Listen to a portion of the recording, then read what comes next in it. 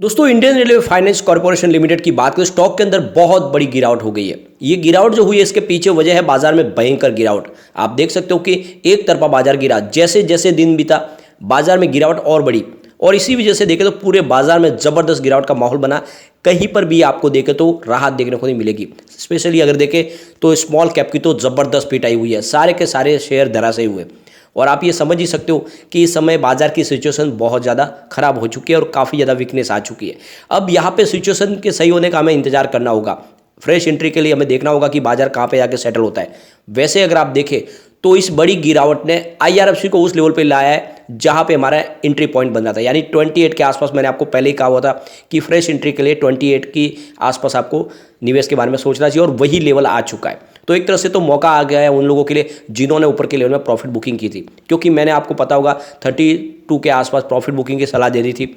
उसके बाद भले ही स्टॉक तो 37 तक गया, लेकिन वहाँ से मैंने कहा था कि फ्रेश एंट्री आपको इस समय नहीं करनी है, स्टॉक का वेट करना। और आप बिल्कुल देख सकते हो वो लेवल आ चुका है जहाँ पे एंट्री की जा सकती है। लेकिन एक बात का ध्यान रखना है, अभी बाजार को सेटल होने दे।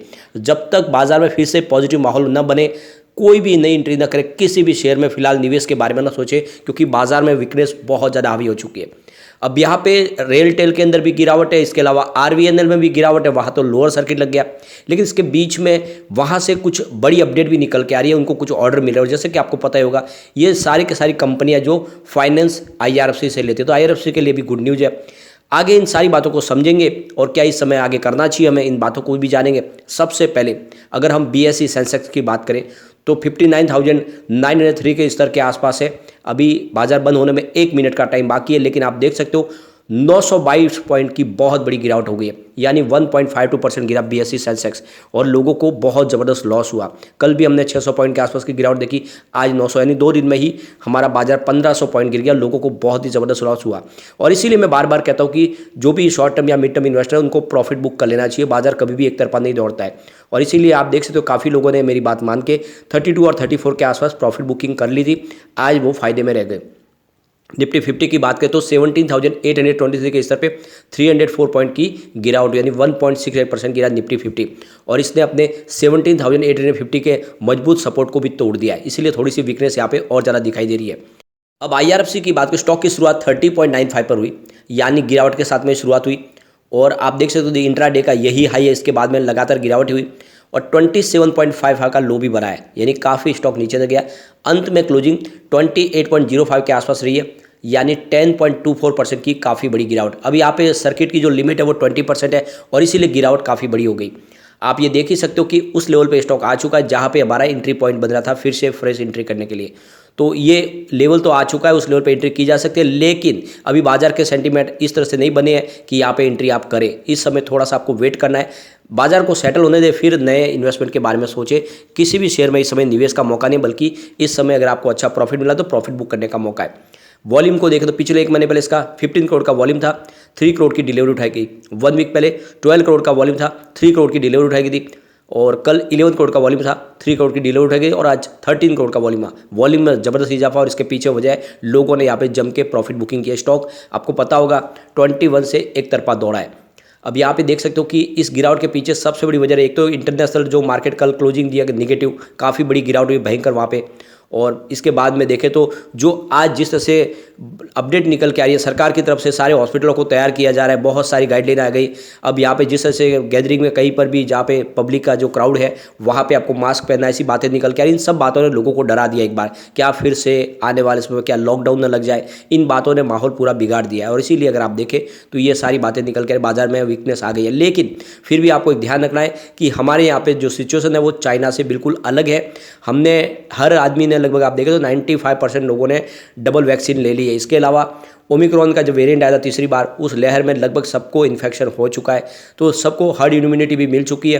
तो ऐसी संभावना है, क्योंकि ये ओमिक्रॉन का ही ये रूप है, और ये पहले ऑलरेडी हम इसको झेल चुके हैं, तो अब इसमें इतना हमें घबराने की कोई ज़रूरत नहीं है, ये सारे डॉक्टर भी कह रहे हैं। लेकिन फिर भी सेंटीमेंट एक बार बिगड़ गए। अब आईआरएफसी की अगर हम बात करें तो यहाँ पे जो सबसे बड़ी राहत वाली खबर ये है कि गवर्नमेंट फिलहाल इसको ओएफएस नहीं लाएगी। फाइनेंशियल ईयर 2024 में वो 11% की जो एक्स्ट्रा स्टॉक है, वो स्टेक वो डायरेक्ट किसी प्राइवेट प्लेयर को बेचेंगे। तो ऐसे में अभी आपको चिंता करने की कोई बात नहीं, ओएफएस आने की संभावना नहीं है। दूसरी बात, कंपनी फंडामेंटली बहुत ज़्यादा मजबूत है और ये देख दो एक तरह से आपके मौका है इसमें एंट्री करने का, क्योंकि बजट में इसकी प्राइस बहुत तेज़ी से बढ़ेगी।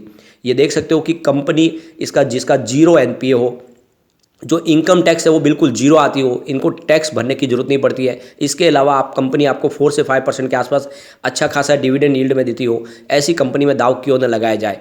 सबसे बड़ी बात यह है कि कंपनी का जो नेटवर्थ है वो करीब 41,000 करोड़ के आसपास है।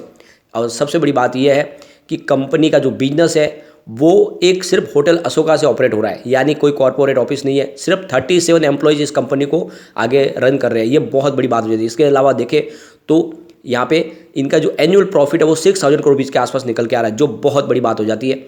और इनका AUM 5 लाख करोड़ के आसपास है। ऐसे में आप समझ सकते हो कि कंपनी मजबूत है। इसके अलावा ये company RVNL, RailTel, Konkan railways और पीपावाव रेल को फाइनेंस प्रोवाइड करती है और इसीलिए अगर आप देखें तो इसका बिजनेस हमें अच्छा लग रहा है।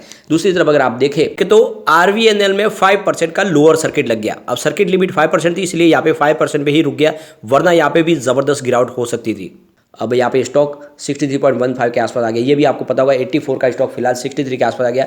ऊपर के लेवल से करीब 21 रुपीज़ की ज़बरदस्त गिरावट हो चुकी है, यानी जितने स्टॉक दौड़े थे उतने ही वापस नीचे आए। अब यहाँ पे देख सकते हो कि प्रोफेशनल इक्विटीज़ की तरफ से मनोज डालमिया का कहना है कि इस समय आपको इन्वेस्टमेंट नहीं करना चाहिए, आपको निवेश करने के लिए 57 के आसपास संभावना तलाशनी चाहिए, वो काफ़ी अच्छा रहेगा लेवल, उस ये लेवल पे आप एंट्री कर सकते हैं। दूसरी तरफ एक बड़ी अपडेट और निकल गया है, रेल विकास निगम लिमिटेड को एक बहुत बड़ा कॉन्ट्रैक्ट मिला है गुजरात सरकार की तरफ से। 198 करोड़ रुपीज़ का ये कॉन्ट्रैक्ट है, जो भैसान डिपो और वहाँ पे वर्कशॉप बनाने के लिए गुजरात मेट्रो रेल के लिए यहाँ पे एक बड़ा कॉन्ट्रैक्ट इनको मिला है। तो ये कंपनी इसको पूरा करेगी और जैसे कि आपको पता होगा ये मेट्रो रेल प्रोजेक्ट जो पूरा होगा इसके लिए जो फाइनेंस है वो IRFC प्रोवाइड करेगी, तो सीधा फायदा IRFC को होता हुआ दिखाई देगा। इसके अलावा रेलटेल कॉर्पोरेशन लिमिटेड की बात करें तो ये स्टॉक की क्लोजिंग आज 115 पर ही, जहाँ पे 6.05% की वहाँ पर भी बड़ी गिरावट देखने को मिली है। तो गिरावट हर जगह पे है, चाहे कोई भी स्टॉक यहाँ पे बचा नहीं इस गिरावट से, और स्पेशली स्मॉल कैप में तो बहुत ज़बरदस्त गिरावट है, वहाँ पे तो सब जगह लोअर सर्किट लग गए। अब यहाँ पे भी एक बड़ी गुड न्यूज़ निकल के आ रही है, रेलटेल कॉर्पोरेशन को भी एक बड़ा ऑर्डर मिला है, करीब 98.56 करोड़ रुपीज़ का एक ऑर्डर है। तो ये ऑर्डर जो मिला ये वेबेल टेक्नोलॉजी की तरफ से इनको मिला है वेस्ट बंगाल के लिए, और जिसको इनको पूरा करना है। तो आपको ये भी पता होगा कि रेलटेल कॉर्पोरेशन लिमिटेड को भी IRFC ही फंड प्रोवाइड करती है, तो ये भी सीधा फायदा IRFC को होगा। तो ये आप समझ ही सकते हो कि जिस तरह से लगातार ऑर्डर मिल रहे हैं IRFC को, IRFC का भविष्य बहुत उज्ज्वल है। और मैं कहता हूँ ये तो एक तरह से आपके लिए मौका है फिर से एंट्री करने का, क्योंकि काफ़ी ज़्यादा प्राइस बढ़ी थी, लोगों को एंट्री का मौका नहीं मिल रहा था। लेकिन साथ में ये बात आपको ध्यान रखनी है कि इस समय बाजार की सिचुएशन बहुत ज़्यादा खराब है। जब तक बाजार फिर से सेटल ना हो जाए, बाजार में पॉजिटिव माहौल बने, एंट्री ना करें। और जैसे ही बाजार फिर से तेजी से दौड़ना शुरू, आपको जल्द से जल्द IRFC में एंट्री कर लेनी चाहिए, यानी 28 का स्तर काफ़ी अच्छा है। यहाँ पे निवेश करोगे आने वाले समय डेफिनेटली आपको अच्छा रिटर्न देखने को मिल सकता है। लेकिन फिर भी ये साथ में बात यह है कि बाजार में अगर गिरावट का दौर जारी रहा तो IRFC और भी नीचे आ सकता है। तो इसीलिए आपको इस समय वेट एंड वॉच करना है, लेकिन मौका देकर इसमें निवेश जरूर करें। ये बहुत अच्छा स्टॉक है, आने वाले समय ये आपको मालामाल कर देगा। रेलवे बजट आने के बाद आप देख सकते हो ये 3 डिजिट में भी जाता हुआ दिखाई देगा।